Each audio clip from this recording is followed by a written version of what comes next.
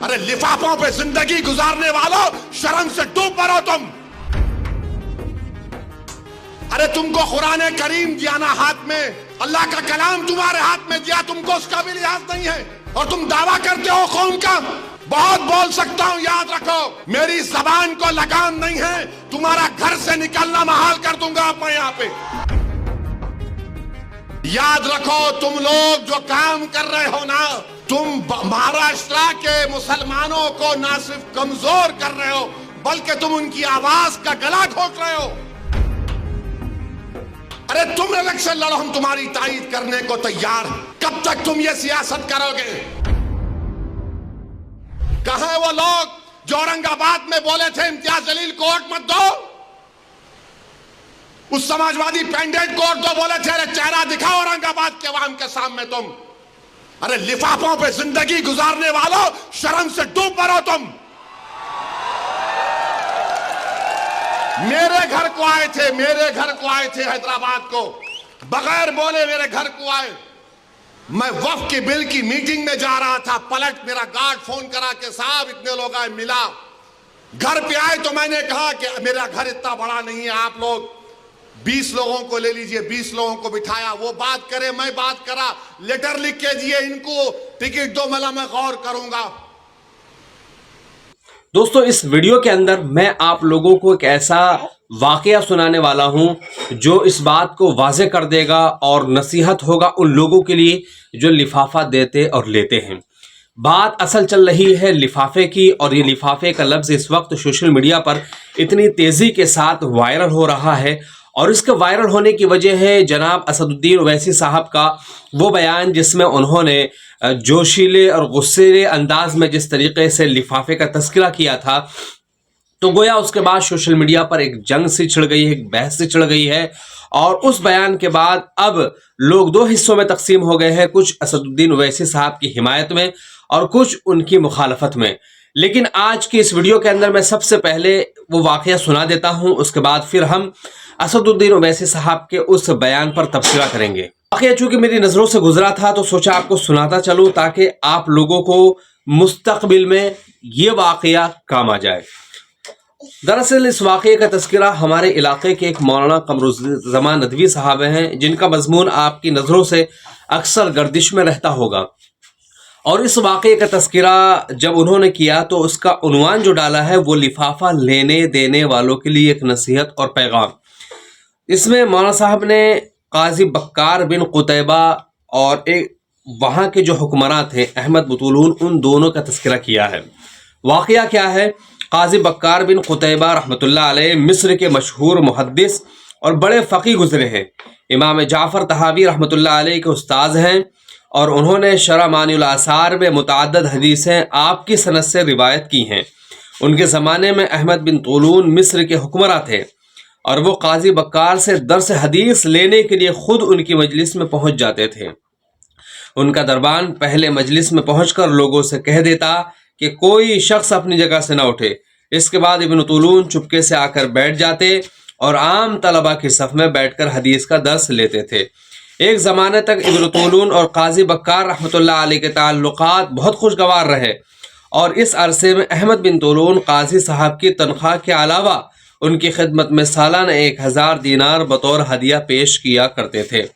इत्तिफाक से एक सियासी मसले में काजी साहब रहमतुल्लाह अलैह और अहमद बिन तूलून का इख्तिलाफ हो गया। इब्न तूलून चाहते थे कि वो अपने वली अहद को माजूल करके किसी और को वली अहद बनाए और काजी साहब रहमतुल्लाह अलैह से इसकी तस्दीक कराए। और काजी साहब इसे दुरुस्त न समझते थे, इसलिए उन्होंने इनकार कर दिया। इस वजह से ताल्लुकात कशीदा हो गए और नौबत यहाँ तक आ पहुँची कि इब्न तूलून ने काजी साहब को कैद कर दिया और ये पैगाम उनके पास भेजा कि जितने दीनार आपको बतौर हदिया दिए गए हैं वो सब वापस कीजिए। सालाना 1000 दीनार देने का मसला 18 साल से जारी था, इसलिए मुतालबा यह था कि 18,000 दीनार फौरन वापस किए जाए। लेकिन पैगाम उनके पास पहुंचा तो काजी साहब किसी तरद्दुद के बगैर अंदर तशरीफ़ ले गए और घर से 18 थैलियाँ निकाल लाए, जिसमें से हर एक में 1000 दीनार थे। ये थैलियाँ इब्न तूलून के पास पहुंची तो उसने देखा कि ये ब्याई नहीं और हू बहू वही थैलियाँ है जो काजी साहब के पास थी और उनकी मोहरें तक नहीं टूटी थी। ابن طولون یہ دیکھ کر حیران رہ گئے کہ قاضی بکار نے ان میں سے ایک تھیلی بھی نہیں کھولی تھی، بلکہ اسے جوں کا تو محفوظ رکھ لیا تھا۔ بعد میں معلوم ہوا کہ قاضی بکار نے اس خیال سے انہیں استعمال نہیں کیا تھا کہ امیر سے بلا شبہ اس وقت تعلقات اچھے ہیں، لیکن کبھی اختلاف پیدا ہوا تو انہیں جوں کا تو لوٹایا جا سکے۔ ابن طولون قاضی بکار کی بلندی کردار، ذہانت و حکمت اور استغنا کی نرالی شان دیکھ کر شرم سے عرق ہو گیا، پسینہ پسینہ ہو گیا، پانی پانی ہو گیا۔ اور اس واقعے کو النجوم الظاہرہ فی اخبار ملوک مصر والقاہرہ بحوالہ تراشا صفحہ 79 اور 80 پر موجود ہے، یہ حوالہ بھی دے دیا گیا ہے۔ اب آگے انہوں نے اس واقعے کے تعلق سے جو بات لکھی ہے، میں یہ چاہتا ہوں کہ اس بات کو آپ بغور سماعت کریں۔ اس مضمون کے حوالے سے جو خلاصہ انہوں نے موجودہ حالات کے تعلق سے ذکر کیا ہے، وہی کیا کہ دوستو، آج ہی موجودہ معاشرے، سماج اور سوسائٹی میں ابن طولون کا کردار ادا کرنے والے ہزاروں لوگ موجود ہیں جو چاہتے ہیں کہ دینی خدام، علماء، اہل علم اور مذہبی قائدین کو ہدیہ اور اکرام و انعام دے کر وقت پر اپنا مقصد پورا کریں اور اپنے مطلب کے لیے انہیں استعمال کریں۔ اس لیے علماء، اہل علم اور دینی خدمت گزاروں کو چاہیے کہ استغنا، زہد و قناعت والی زندگی کو ترجیح دیں، صبر و عزیمت اور توکل کی راہ کو اپنائیں اور قاضی بکار بن قتیبہ جیسی فراست ایمانی پیدا کرنے کی کوشش کریں۔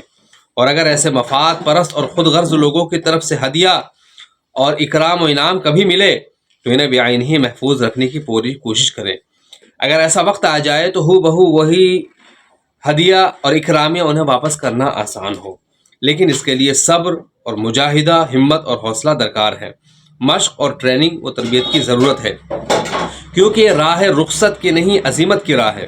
امید ہے کہ ہم سب قاضی بکار بن قتیبہ کی زندگی کے اس مثالی، عبرت خیز اور نصیحت آموز واقعے سے سبق لیں گے اور وقت آنے پر ان دنیا داروں کو منہ کی کھانی اور عرق ہونے پر مجبور کر دیں گے۔ بہرحال دوستو، اس واقعے سے یہ بات واضح ہو گئی کہ اس وقت جن لوگوں کو نشانہ بنایا گیا اس بات کو لے کر کہ ہدیہ دیا گیا، تحفے تحائف دیے گئے اور لفافے پر پلنے والا بولا گیا، انتہائی نازیبا جملہ تھا، بد اخلاقی کے دائرے میں آتا تھا، اور میں چاہتا ہوں کہ اس جملے سے انہیں رجوع کرنا چاہیے اور اس جملے کو لے کر معافی مانگنی چاہیے۔ دوسری بات، جس سیٹ کو لے کر انہوں نے یہ غصہ ظاہر کیا تھا، میں نے اس سیٹ کو لے کر ایک مکمل تفصیلی ویڈیو بنائی تھی، یہ والی، جس میں واضح طور پر بتایا تھا کہ وہاں کیا بولتے ہیں امتیاز جلیل صاحب کو کس طریقے سے ہار کا سامنا کرنا پڑا تھا، اور عموماً جس بندے کی حمایت کا اعلان کیا گیا تھا انہیں زیادہ ووٹ تو نہیں ملا، البتہ اس سے زیادہ ووٹ ان مسلم امیدواروں نے کاٹا ہے جو تقریباً جنہوں نے 1000، 1500، 700، 800 ووٹ لیے ہیں۔ اگر یہی ووٹ طرح اگر انہیں نہ مل کے، جو چھوٹے چھوٹے امیدوار کھڑے ہوئے تھے، انہیں نہ مل کے اگر امتیاز جلیل صاحب کو مل جاتا تو شاید وہاں کی سیٹ کا کنڈیشن کچھ اور ہی ہوتا۔ بہرحال دوستو، امید یہ کرتا ہوں کہ اس ویڈیو کے اندر جو واقعہ میں نے آپ لوگوں کو بتایا ہے، اس واقعے کے تعلق سے آپ سمجھ گئے ہوں گے، اور یہ بات بھی آپ واضح کرتا چلوں کہ بیرسٹر صاحب نے جو بات کہی ہے میں اس سے ایگری نہیں کرتا، ڈس ایگری کرتا ہوں۔ ان کا رویہ اور طریقہ کار غلط تھا، اور خاص طور پر میں آپ کو دشمن کو جواب، یا جب آپ پر کوئی اعتراض ہوتا ہے تو اس کا جواب مہذب انداز میں کس طریقے سے دیا جاتا ہے۔